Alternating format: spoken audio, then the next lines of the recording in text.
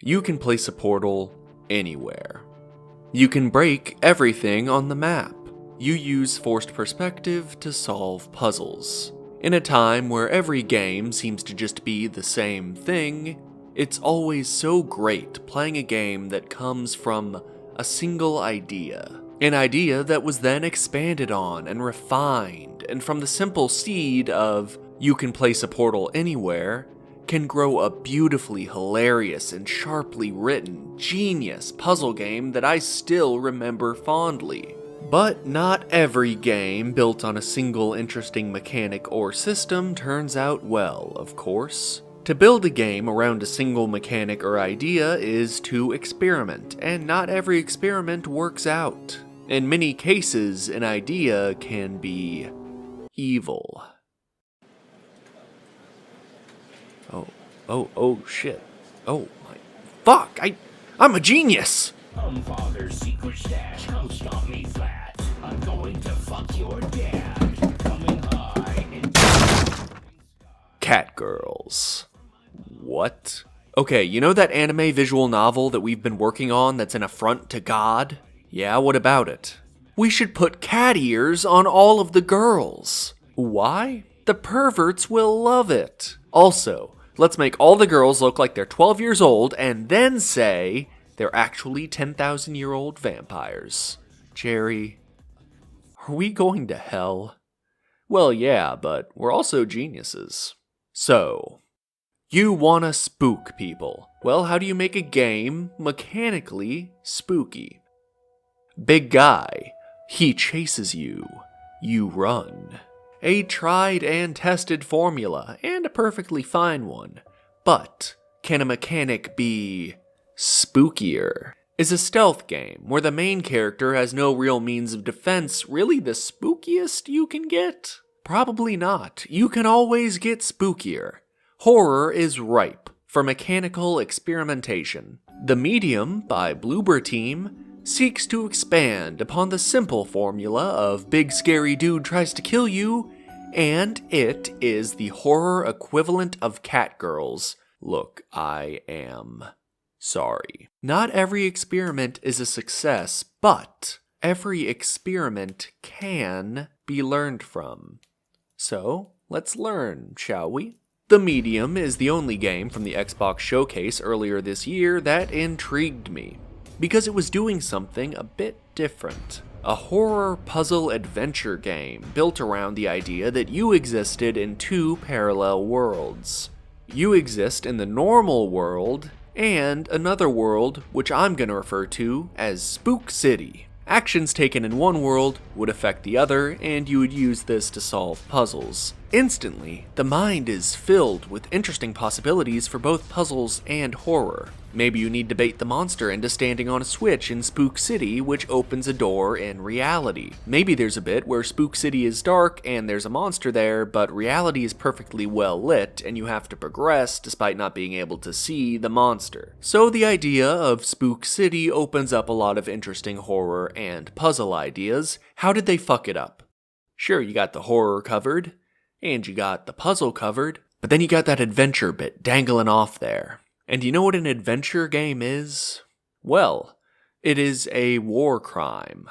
When building a puzzle game off of an interesting mechanic, it must be introduced, demonstrated, then complicated. There's a logic to the portals in Portal that the game teaches you. Level by level, you learn the basics of how the gun works until you're thinking with portals, and the game takes the training wheels off. That's sort of the game's unofficial tagline. Well, it's the unofficial tagline that doesn't make me want to kill myself. This is how any game mechanic works, especially if it's something somewhat unique. I've gotten a lot of requests as my channel has grown. A lot of people want me to talk about a lot of different games, mostly Gothic. I'm probably not going to play it, I'm sorry. But not once have I been asked to play an adventure game.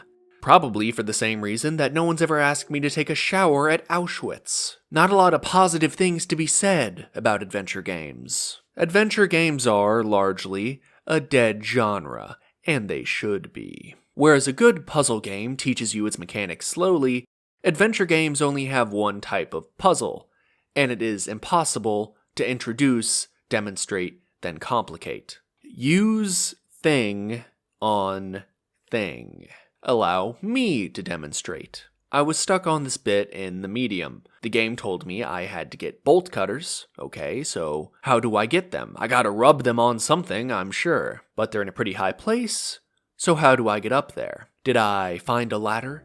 Stack some boxes? Assemble a team of scientists, get them to develop a rocket, put a mouse on that rocket after training that mouse how to get bolt cutters, and then have the mouse toss them down to me? Did I hire a carpenter? Get a quote on how expensive some stairs would be, find out that I couldn't afford the stairs, then exchange a sexual favor in order to procure them?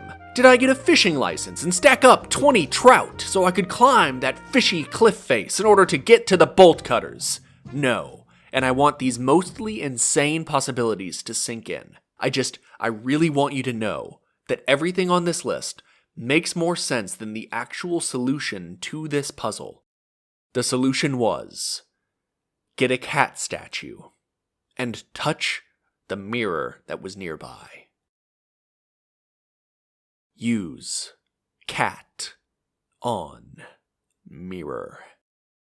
The curse of the adventure game is that its gameplay cannot be good, because its gameplay is problem solving, and the problem solving cannot make sense. If it made sense, say there was a ladder I could have used, then it would be boring. Use thing on thing is the absolute nadir of game design, and it makes me want to kill myself. Now, directly following this absolutely inane bullshit, the game threatened to be good. I know, I was very scared. Because finally, 2 hours into the game, it began establishing rules. The game had spent the previous few hours randomly dropping me into Spook City and doing really nothing interesting with the mechanic, but now you can use the cat statues with various mirrors to go back and forth between reality and Spook City. Where a door is locked in the real world, you can use Spook City to get around the locked door. The monster in the game could also stalk you in reality now, and it was hard to see, so interesting things are starting to happen. The horror and puzzle aspects were beginning to grow more complicated and creative after the rules, albeit insane rules, were established. But then... Stop! Wait, what did I do? Sir, I'm with the Adventure Game Police. If you do not stop having fun within the next few minutes, I will be forced to rub a shoe on this cat. Okay. If I rub this shoe on this cat, you will die. How would that kill me? The developer decided it would. The Medium's adventure game roots removed any aspect of this mechanic that could have been interesting. You're playing an adventure game in the real world, and then, in Spook City, you're just playing another adventure game. It didn't make the game more fun. It doubled the tedium. Find the barrier to progression. Find a thing.